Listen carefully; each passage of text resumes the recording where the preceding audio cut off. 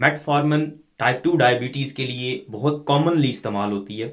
बहुत सारे लोग जिनको टाइप 2 डायबिटीज है, चाहे वो इंसुलिन ले भी रहे हों, वो मेटफॉर्मिन भी ले रहे होते हैं। पाकिस्तान में मेटफॉर्मिन मुख्तलिफ नामों से आती है, मुख्तलिफ ब्रांड नेम्स हैं, ग्लूकोफेज है, जोरमेट है, और भी बहुत सारे इस तरह के नाम है इसके। आज मैं आप लोगों को बताऊंगा कि मेटफॉर्मिन आप क्यों इस्तेमाल करते हैं, मेटफॉर्मिन काम कैसे करती है, इसके साइड इफेक्ट्स क्या है और आप उन साइड इफेक्ट से कैसे बच सकते हैं। सबसे पहले तो मैं आपको बताता हूं कि मेटफॉर्मिन का इस्तेमाल क्या है। देखिए, मेटफॉर्मिन डायबिटीज के मरीजों के लिए यूजुअली होती है, जो टाइप 2 डायबिटिक्स होते हैं, जिनको टाइप 2 डायबिटीज होती है, मोटापे की वजह से, फैट की वजह से, इंसुलिन रेजिस्टेंस की वजह से जिनको शुगर का मसला होता है।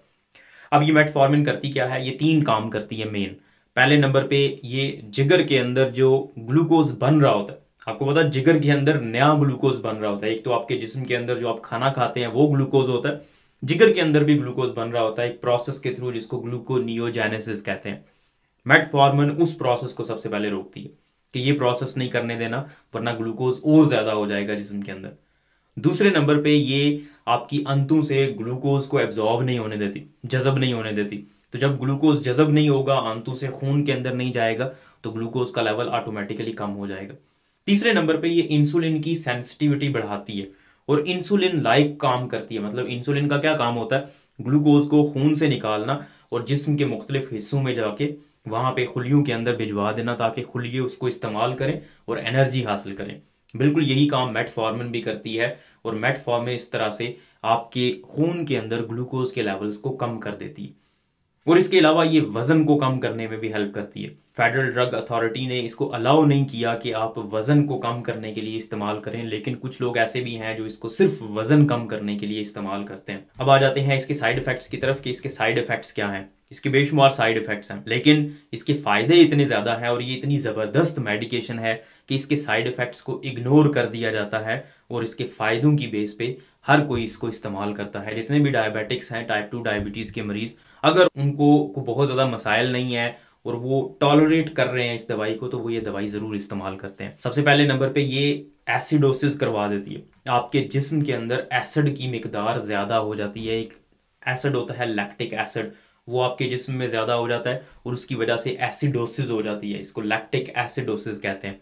अब लैक्टिक एसिडोसिस अगर हो जाए आपके जिस्म में, तो आपको बहुत ज्यादा थकावट महसूस होना शुरू हो जाती है, प्यास लगना शुरू हो जाती है, इवन आपकी ब्रीदिंग जो है वो एबनॉर्मल हो जाती है, बहुत ज्यादा आपको आपका सांस फूल जाता है और आपके दिल की धड़कन भी तेज हो जाती है। ये कुछ अलामात हैं जो लैक्टिक एसिडोसिस की वजह से होती हैं। तो अगर आप मेटफॉर्मिन का इस्तेमाल करते हैं और आपको ये अलामात आ रही हैं, तो हो सकता है ये मेटफॉर्मिन की वजह से हूँ। आपको फौरी तौर पे वो दवाई को रोक के डॉक्टर से मशवरा करना है, और अगर ये अलामात बहुत ज्यादा हैं तो फौरी तौर पे आपको इमरजेंसी में जाना चाहिए। दूसरे नंबर पे ये पेट के बहुत ज्यादा मसाइल करती है। जब भी आप मेटफॉर्मिन खाते हैं, स्पेशली जब आप शुरू शुरू में मेटफॉर्मिन खाना शुरू करते हैं, तो आपके पेट के बहुत ज्यादा मसाइल होते हैं। ब्लॉटिंग होना शुरू हो जाती है, पेट में गैस बन जाती है, खाना हजम नहीं होता ठीक तरह से, बाज़ औक़ात डायरिया हो जाता है, लूज मोशन लग जाते हैं।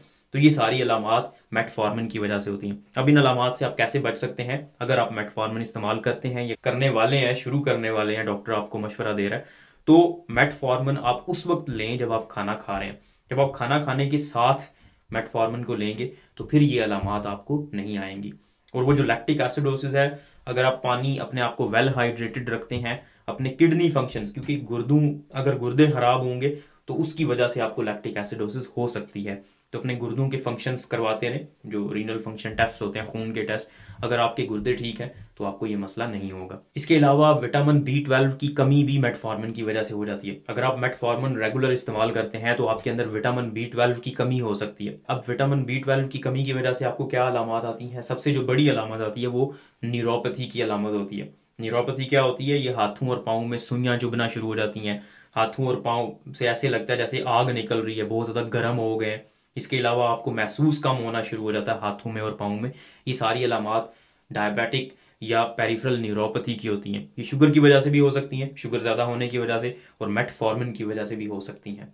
अब इसको आप ठीक कैसे कर सकते हैं? विटामिन B12 की जो सोर्सेज हैं, जहां से आपको विटामिन B12 मिलता है, वो ज्यादा इस्तेमाल करें। कहाँ से मिलता है? अंडों से मिलता है आपको। कलेजी जो है वो एक अच्छा सोर्स है, चाहे आप बीफ की कलेजी, जो बड़े गोश्त की कलेजी होती है, वो आप इस्तेमाल कर सकते हैं। गोश्त से आपको मिल सकता है। इसके अलावा दूध और दही वगैरह से भी आपको मिल सकता है विटामिन B12।